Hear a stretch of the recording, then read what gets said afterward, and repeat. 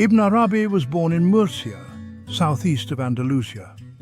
After completing his early childhood at the age of 8, he moved with his family to Seville and resided there until the year 598 AH. During this time, he studied under the great scholars of his time, learning the Quran, literature and the sciences of the era, especially fiqh, Islamic jurisprudence, and hadith. As a young man driven by his rebellious and adventurous spirit, he indulged in the wonders of nature, hunting, pleasure and recreation. However, due to the insistence of his mother and his first virtuous wife Mariam, he turned towards asceticism, religion and knowledge.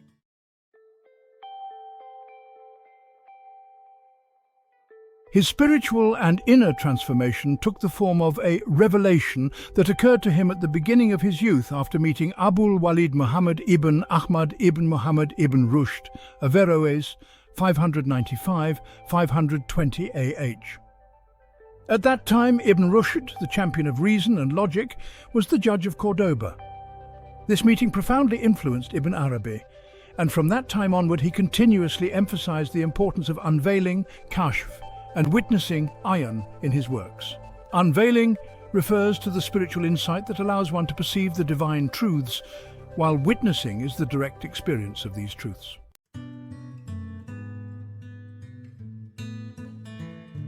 After this meeting, at the age of 21 in 580 AH, he devoted himself to Sufism, benefiting from the sacred breaths of many elders and spiritual masters. Living within a family centered on piety and asceticism and interacting with righteous, pure-hearted individuals, along with devout scholars and mystics, shaped Ibn Arabi's personality, elevating him to the highest levels of piety, faith and spirituality. In later years, he became a swift and courageous figure in the realm of knowledge, particularly philosophy and mysticism, and emerged as one of the great luminaries of knowledge and wisdom. He became one of the pillars of mysticism, those who had attained the station of unveiling and witnessing and reached the proximity of divine knowledge and the ecstasies of divine presence. Beyond his early acquaintance with some Sufis of his time, such as Sheikh Abu Madian Shu'aib ibn Hussein, Ibn Abi al-Hasan and others, Ibn Arabi's true teacher, mentor and guide in inner discipline and self-accountability was isolation and seclusion.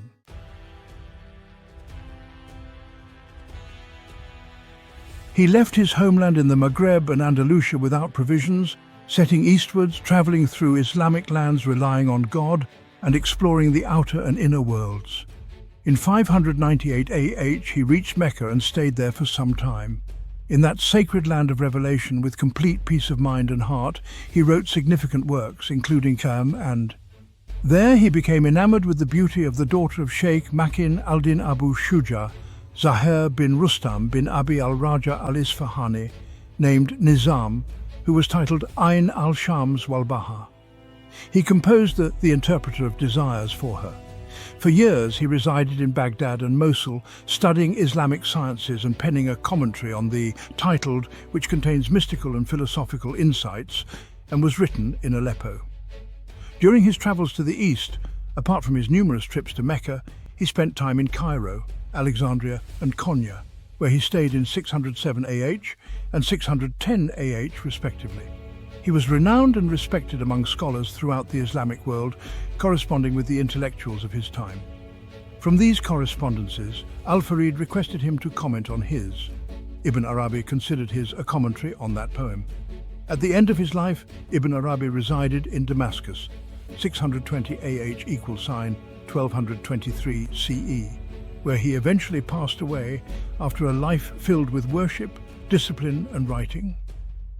On the night of Friday, the 28th of Rabi al-Thani, in 638 AH,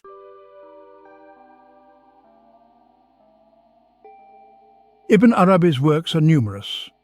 In addition to his contributions to philosophy and mysticism, he also wrote on literature, Quranic interpretation and various sciences.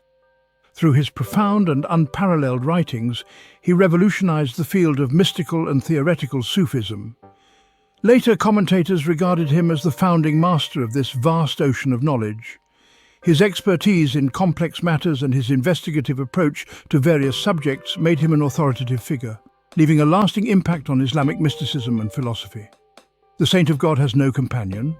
He remembers him and weeps. Except for the merciful, he is the only one with him. The jewel of his solitude is precious.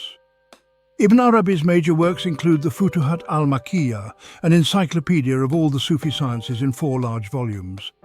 This monumental work, which began its compilation in 599 AH, contains the beliefs and knowledge of mystics. It is a comprehensive exploration of Sufi thought, covering a wide range of topics from metaphysics to ethics. His other notable work, the Fusus al-Hikam, where Fusus refers to the essence or summary of something, is a more concise and focused text. It consists of 27 sections and contains the distilled essence of his beliefs about the unity of existence, which forms the basis of his mystical and philosophical thinking. This book encapsulates the wisdom and secrets revealed to the spirits of the prophets. Ibn Arabi, following the principle of descent and ascent in existence, likens the divine decrees to the ring of a seal, with the heart of the perfect human being as the gemstone that holds the divine inscriptions. In this book, he presents the concept of the unity of existence rationally and reasoned, often blending mysticism with philosophy and theology to convey his thoughts. He uses reasoning, Quranic verses, prophetic traditions, poetry, visions, and mystical states for this. His approach integrates the intellectual principles of mysticism and the philosophy of illumination, combining them with the traditional methods of the Sufis to create a comprehensive doctrine of mystical knowledge. Ibn Arabi's theories about the unity of existence, the nature of human souls after death, and the realities of the divine realm are profound and intellectually stimulating. He argues that such knowledge cannot be fully grasped by the intellect alone and must instead come through prophethood and sainthood. Scholars consider him unique in his discussions of divine unity and self-knowledge, emphasizing reasoned arguments to substantiate his views. His core idea of existence can be summarized in his phrase, "Glory be to him who manifested things," and he is their very essence. Futuhat, Volume 2, Pern 554. According to Ibn Arabi, existence is a singular reality, with its diversity arising from attributes, names, and relationships. While the manifestations of existence may change, the essence itself remains constant. If viewed from the perspective of the essence, it is the truth, God. If viewed from the standpoint of manifestations, it is the creation. Thus, God is both the truth and the creation, both one and many, both eternal and new, both first and last, both manifest and hidden. He explains that the world's ever-changing scene is formed by God's continual manifestations. These manifestations, like waves in the ocean, appear in sequence without interruption. Those who look at the surface only see the waves, but those with insight understand that what appears on the surface is just one aspect of the infinite manifestations. One of Ibn Arabi's famous expressions is, "The color of water is the color of its container." This means that God can be seen through his creation, and his infinite manifestations can be observed in the endless reflections of the world. The form and attributes of the creation reflect the formless and infinite reality of the divine. For Ibn Arabi, reason alone cannot comprehend the endless truth of the divine. It is the heart that can be illuminated with the infinite light of God. In Sufi philosophy, the heart is not just a physical organ, but the seat of spiritual consciousness and the receptacle for divine knowledge. He draws on the Quranic phrase, "Indeed, in that is a reminder for one who has a heart," Quran 50:37, emphasizing that the heart's constant transformation allows it to receive the infinite truth, whereas reason limits and confines.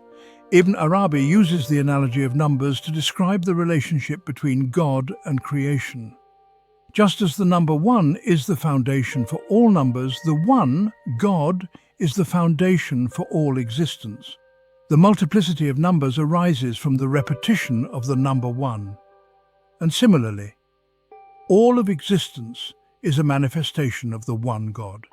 The separation between the one and the numbers would mean the annihilation of the numbers, just as separating God from his creation would imply the destruction of the creation. Ibn Arabi asserts that unity in multiplicity and multiplicity in unity are profound concepts in mysticism. In Sufi mysticism, these concepts refer to the simultaneous existence of unity and diversity in the divine reality. He explains that God is transcendent and immanent, beyond all creation yet present in every aspect. This understanding of unity and multiplicity is crucial in Sufi thought, as it reconciles the apparent diversity of creation with the underlying unity of the divine. His mystical journey led him to high stations of knowledge, where he walked alongside Jesus and Moses and ascended to the heavens. He describes his mystical ascent mirage as not just a journey for prophets, but one that is accessible to all who follow the spiritual path, provided they have the guidance of a master. This inclusivity and inspiration are key aspects of Ibn Arabi's teachings. Ibn Arabi's view of the heart as constantly transforming and evolving is critical to understanding divine realities. He emphasizes that if not freed from illusions, reason becomes a barrier in the spiritual path, while the purified heart opens the way to infinite truth. This emphasis on the transformative power of the heart can make the audience feel enlightened and spiritually awakened.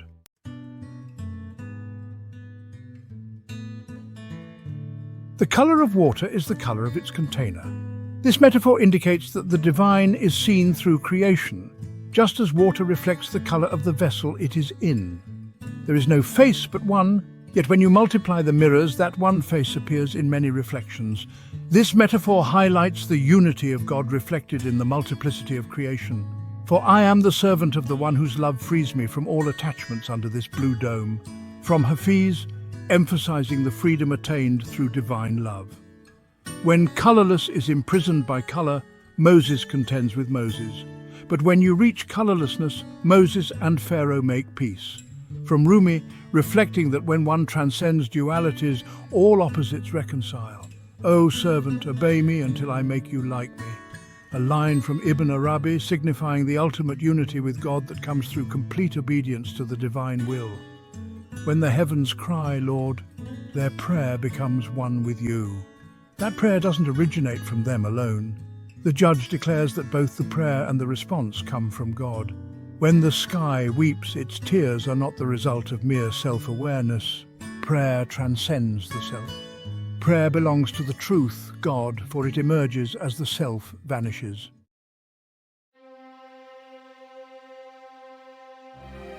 In addition to his philosophical status and mystical prestige, Ibn Arabi held a respected position in poetry and literature. He combined law and poetry, emphasizing the importance of love, faith, and the transmission of belief in his poems. In his verse, he often conveyed the language of the soul, saying, "When creation draws near to you, God has drawn near to you." Or he would recite, "My heart has become capable of every form, a pasture for gazelles, a monastery for monks, a temple for idols, and the Kaaba for the pilgrim. I follow the religion of love wherever its caravan goes." In his poetry, he stressed that my heart can accept every form, whether it becomes the home for idols or the Kaaba for those who circumambulate it. Wherever love pitches its tent, I set out on the path of love and affection.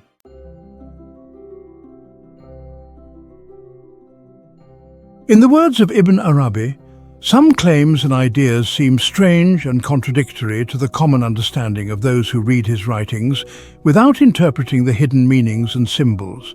Ibn Musandi wrote about him, "He was outwardly a Zahiri, literalist, in acts of worship, but an esoteric thinker in beliefs.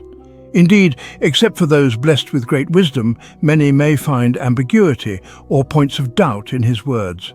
For example, one of the matters that caused many Muslims to denounce and condemn Ibn Arabi was his statement about the faith of Pharaoh and his salvation from the punishment of the afterlife.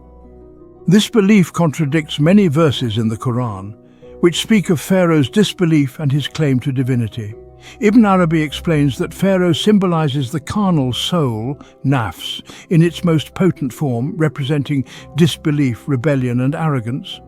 However, according to Ibn Arabi, Pharaoh is also a symbol of courage and virtue because he responded to God's creative command, which governs everything in existence. Yet because Pharaoh sinned in fulfilling his duties, his claim represented obedience in disobedience, salvation in destruction. Dr. Abu al-Ala Afifi further elucidates that Ibn Arabi's interpretation of these verses is deeply rooted in his philosophical perspective. This perspective, which posits that there is no eternal reward or punishment based on people's actions or beliefs, challenges conventional notions. It asserts that the highest blessing is the knowledge of the soul and the awareness of the true nature of existence. This profound insight, often misunderstood, is the root of all human suffering. Thus, Pharaoh, in Ibn Arabi's view, represents every human being's soul, the source of all sins. Ibn Arabi's claim to have met Khidr and the Prophet Muhammad, PBUH, and his assertions of possessing knowledge of the great name, Ism al-Azam, and alchemy exposed him to accusations of heresy and disbelief multiple times. For instance, once the jurists of Egypt rose against him, condemned him, and even sought to kill him. However, through the mediation of Sheikh Abu al-Hasan al-Baji, he was saved from the public outcry. As with any towering figure, opinions on Ibn Arabi are diverse and often polarized. Some consider him a heretic and unbeliever, labeling him as the destroyer of religion, Mumit al-Din. Others, however, regard him as a saint, wali, and Qutb, spiritual pole, honoring him as the reviver of religion, Muhyi al-Din. This diversity of perspectives adds layers to his legacy, inviting further exploration and understanding. Some of his most notable critics include Taqi al-Din ibn Taymiyyah, 661 to 728 AH, compiled statements of opposition and refuted Ibn Arabi's views. Shams al-Din al-Dahabi, 673 to 748 AH, a famous hadith scholar and historian, also criticized Ibn Arabi. Sa'd al-Din al-Taftazani, 722 to 792 AH, a Hanafite jurist and expert in rhetoric and logic, opposed Ibn Arabi's ideas. Ibn Khaldun, 732 to 807 AH, who in a fatwa attached to his book explicitly opposed Ibn Arabi's methods and argued for the burning of his works, and Al-Barakat Muhammad ibn Ahmad ibn Iyas, 852 to 928 AH, who wrote extensively on the fall of the Mamluk dynasty, also opposed Ibn Arabi's ideas.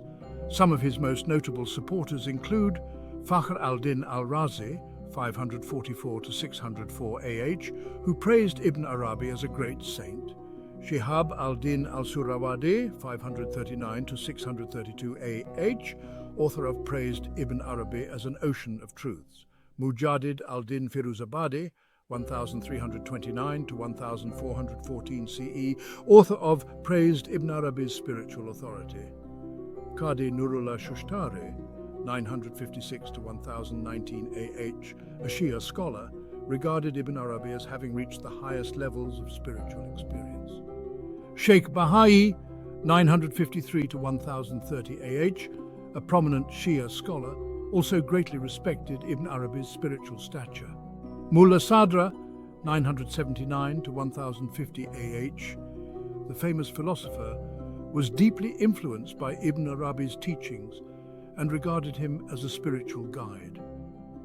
In his most profound discussions, Mulla Sadra repeatedly cites Ibn Arabi as the only figure to address the complex questions surrounding the world and stages after death.